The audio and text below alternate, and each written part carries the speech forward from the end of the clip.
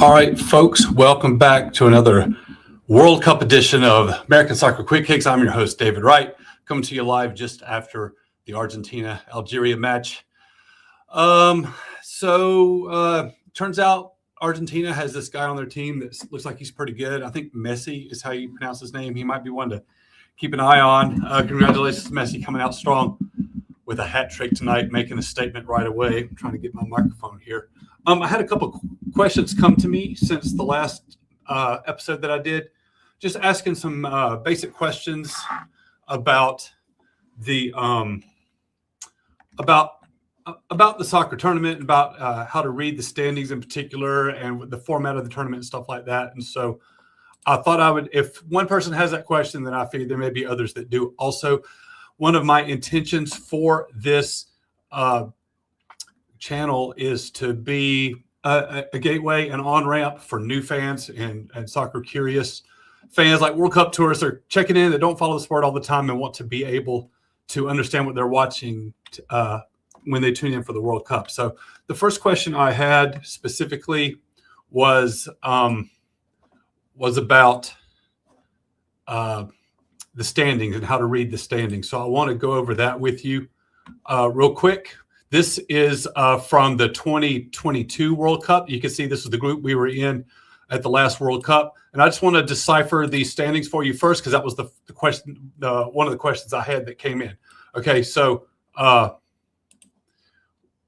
it's real simple. Across the top, we got games played, wins, draws, losses. You get over here, you have goals for, goals against. You do the simple math there, and you get goal differential, and which is a tiebreaker. It turns out it's not as important it does play a role, but it's not the first tiebreaker anymore within a group like it has been. And I'm going to go over that with you in just a second. And this is points. So you get 3 points for a win. You get 1 point for a draw. And in this case, it was England that ended up with 4 points. So anyway, that's what all these mean, okay? Total games played, win, draw, loss, goals that you score, goals that you allow, and that goal differential. And this just makes it easy because of the way tiebreakers break down. Goal differential is one tiebreaker. And if you need it, you've got the total number of goals that you've scored. And it just makes it easy right there. They just put it all out there for you. And, of course, the main driving factor for group standings is going to be the points. So that's all that means. Sometimes you will see, I think I flashed it just a second ago. I couldn't find a better example of this. Someone sent me this. Sometimes you'll see something like this. This is simply showing you the current form of the team. This is supposed to be an indicator of that. You're looking at the last 5 results of their most recently played matches. So you get this would be a win, this would be a draw, this would be a loss. And in this case, as we get further into the tournament, you'll see these fill in. But that's all that means. It's just to give you a sense of how they've been doing lately, and what their record is, and what their margin of victory is. That's what all that is giving you. So that is about it for that. Now, look, coming up in a minute, before this video is over, I'm going to give you some of the thoughts that I have going into the U.S.-Australia match, which will be played on this Friday. So stay tuned. Okay, I got a couple of things I want to share with you. And if you're watching this live and you've got some comments for me, go ahead and throw them in there, because if I can take those questions tonight, I'll do my best to answer them for you. But first, I want to I feel like we got a lot of new fans watching soccer. I don't know about new fans, but people that like soccer just enough to check in for the World Cup and maybe not follow it all the time. And they want the U.S. to win, and they're caught up in the excitement of it a little bit, but it's still hard for them to understand what you're looking at. Because if you don't know what to look for on the field, it could just look like a bunch of random movement, 22 guys just running around, the ball bouncing around randomly, and you're just like, why hasn't the ball gone in the net yet? And unless you kind of can understand the action a little bit, maybe that's happening to you. So I want to just give you a couple of really simple things that you can do to kind of look for on the field to kind of help you make a sense of what you're watching. Okay. So the first thing I would say is watch the back line of the defense. If you just look for the defense, look how they're organized. There's usually going to be a row of defenders going across the field. Identify where they are, who they are, how many there are, and then look at how they're moving. Or how far away from their own goal are they? Are they moving up? Because that's the offside line. And watch how their movement and their position affects everything else on the field, because trying to stay on side is a big factor of the movement that you're seeing. So I would say look for the defense. Once you can identify the defense, everything else starts to make sense, okay? Because it's not just a random spray of people all over the field. You understand where the defense is, and you understand what the other team is trying to do to get through it. Every player should have passing options around them, and the way they get those is by their teammates making little runs or opening up angles. And so it's all about that free movement of giving multiple options to whoever's got the ball. When you combine that with where you know where that defensive line is, you can start to make a little bit of sense of what's happening. A couple things to look for, just to help you make sense of what you're watching, just some keys I think that you can hook onto. Is the team, when they restart possession from the goalkeeper, are they playing it long, or are they trying to build out from the back? Building it out from the back is kind of like establishing the run game in American football. You want to be able to have control of it. And the idea is that you can maintain possession and you have theoretically a higher percentage chance of being able to hold on to the ball. Whereas kicking it long, it's the opposite of that. It's like throwing a bomb in American football. You're just trying to get it down the field. The odds that you're going to keep possession in that situation are a lot less. Sometimes that's what you want to do if it's particularly hairy and you just want to get some immediate pressure off the goal. Sometimes you're doing it just to mix it up, and if you've been playing out the back a lot, maybe you can catch them sleeping a little bit like that. But the other thing, and this ties into the next key I want to make, is a team playing through the midfield. If you see a team that's trying to work through the midfield with a series of short passes, that gives you an indication of a little like that they have some degree of belief and confidence in what they're doing, and especially if they're being successful at it. I mean, maybe early on in the match that midfield battle is under contest and you don't know yet how it's going to go. But a team that doesn't believe that it's going to be able to match up well is going to tend to bypass that midfield phase and just hit the ball long and get it away from them. And, I don't know if you watched the Cape Verde Spain match, but it was a case of where one team was vastly outmatched. And I'm sorry, I'm distracted by noise behind me. I think the cat's threatening to tear down my green screen again. But they played defense. And if you watch that game, they packed in and played like defense the whole match and were just hanging on for dear life.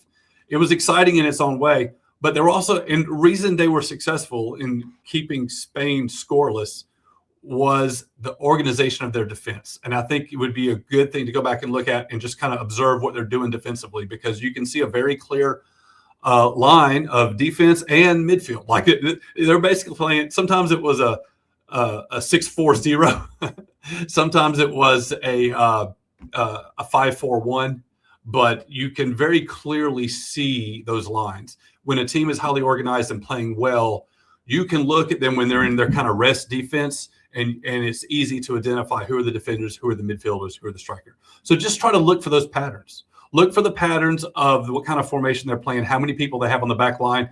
Because of the fluid nature of the game, it's not always easy to kind of tell what formation they're playing in, but it is kind of easy for the most part to be able to see who the defenders are, where that defensive line is, how organized are they. Whenever the ball changes possession, whatever part of the field that happens, as soon as the other team gets the ball, I'm immediately checking the defense. At this moment of the change of possession, is the defense in position? Are they organized? Or are they in disarray, and are they scrambling? And so I think that's just something you can look for. Again, playing out the back, playing through the midfield, just things to look for. If you're looking for patterns, if you need help to discern what you're watching.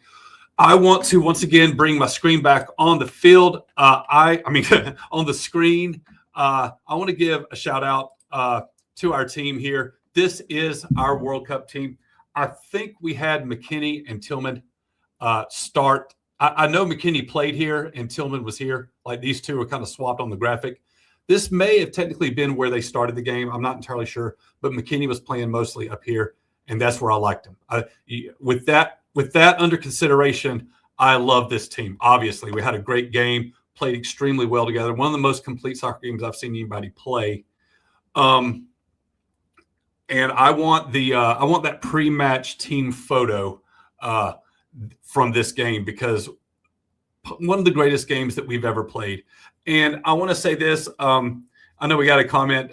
It's all in good fun in the last show, kind of referring to Paraguay as like the sisters of the poor, like it was some really not a country not very good at soccer and not expected to do well in the tournament. I didn't have enough info in my head to push back in the moment. But what we've learned is that Paraguay was actually excellent in World Cup qualifying in this cycle. They beat Argentina in qualifying. World Cup qualifying is no joke. You got to win those, and every team's going to take it seriously. It's just as important as the World Cup. Sometimes you'll hear this tournament, the entire tournament, referred to as the World Cup finals, and the reason they do that is because the qualification process lasts for 2 years. That's half the 4-year cycle, and so the tournament really begins at the qualification stage, because you got to make it through there before you can advance. And in the qualification for this World Cup, Paraguay beat Argentina, and they beat Brazil, and they beat Uruguay, and they beat all of them, holding them to 0 goals. Nobody scored against them. They did play. I think I saw 18 matches. They gave up 10 goals in 18 matches. That's barely half a goal a game on average. And so they're a very defensive team. They are the most defensive team in all of South America for this cycle. It's not that they're a bad team. It's just that that's how bad we made them look. We played a very quality team. We hung 4 on them. And when you consider all of that, that becomes very exciting. Now, the question is, what are we going to do in our second game? And I want to spend some time talking about my thoughts for what I think are going to happen in this next game Friday against Australia. But before we do that, I'm going to take a hydration break. All right, I'll talk to y'all in a minute.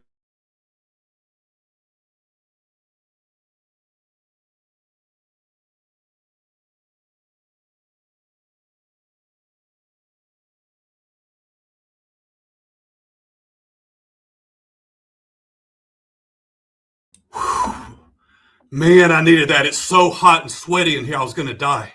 Really got to watch out for my safety. Hold on a second. Okay. I'm better. Okay, what was I saying? All right. Let's get to just my thought. I just have one simple thought on the Australia match, but I want to give some shout out. I got to give shout out here to Tim Ream, because you hear me trash him a lot. It's not that I don't respect him as a player. It's just his age, and he's lost his step. He's not fast. He's not a fast defender. He obviously brings a lot of value to the team. He actually had a great game, so I want to give him credit. Great game against Paraguay. As you see right here, the most line-breaking passes by a defender in a World Cup since 2010. That's huge. So full props to Tim Ream for that. I want to give him that. That said, I still stand by my fear, which is that we're not going to go far in this tournament with a 38-year-old MLS defender. We're going against, theoretically, if we make a long run, some of the best attackers in the entire world. And what we saw against Australia, the Australia-Turkey game, was Australia counterattacking. They were sitting back deep. They were absorbing Turkey's attack, looking for counterattack opportunities, and exploited them, and did so very well. Ended up looking very strong. Suddenly, Turkey doesn't look like the strongest team in the group anymore. And, maybe this this Australia match is going to be tougher than we thought. And maybe there are nerves.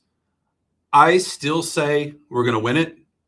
Let's consider how strong our game was against Paraguay. If we can run that level of performance back out, I'm really not concerned, except for this: Australia's counterattack.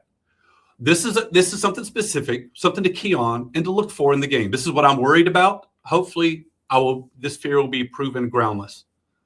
But my fear is Australia counterattacking on Tim Ream's side of the field. If he ever gets caught out way up the field and he has to turn around and scramble back, we're in trouble. That is something you don't want to see. You don't want to see Tim Ream have to turn around and sprint 50 yards and try to get goal side on a guy running free on a counterattack. That's not going to be good for us. So anyway, that's really all I have on that. I have one more thing I wanted to go over. It has to do with the format of the team. The format of the tournament. This is a larger tournament than usual. Than ever before. We have 48 clubs. This group stage, and I'm just going over this is a question that I got about the format of the tournament, and I just wanted to go over it. This group stage of 48 clubs, 48 countries, it's only going to eliminate 16 teams. Okay. Going into elimination rounds, we're still going to have 32 countries alive in the tournament. So what's going to happen is, the way the math works out, the top 2 countries from every group are going to go in. And right now this bracket's empty, but it's kind of pre-designated, right? The first place team from Group E, if I can get it straight, pardon me. You can see here the second place team of Group A against the second place team of Group B. So it's already pre-slotted here. It all just depends on the results of the group. So this is a little confusing, and it's just too many variables to really worry about at this stage. But that's what's going to happen. This is all going to get predetermined based on group results, and it will get populated as we conclude the group stage. But you're going to have the top 2 countries from every club, from every group, advance. 8 out of the 12 groups are going to send their third place finisher. And so how do you determine tiebreakers? In the past, it's pretty easy. I believe it's just they went straight to goal differential, and that was the first tiebreaker. Within a group, that's no longer the first tiebreaker. The first thing they're going to look at is head-to-head result. And then they're going to look at, somebody help me out. I believe points scored. They're going to look at head-to-head result, and then they're going to look at the goal difference only in the head-to-head matchup. And by the way, that's not necessarily just between 2 countries, okay? Because you might go goal differential. Somebody just won head-to-head. It's pretty simple, right? Well, it could be a 3-way tie. That's possible. You can have a 3-way tie at the top of a group. And if you look at all the head-to-heads, they all kind of cancel each other out. So then when you're looking at goal differential just among those tied teams, you're looking at the goal differential total between the 2 matches you had against these other 2 people that you're tied with. So it sounds more complicated than it really is, I think. Then you're going to go to, after goal differential, if it's still tied, you're going to look at total goals scored just in those matches with the teams that are caught up in a tie. In other words, beating up on the minnow in the group is not really going to help you.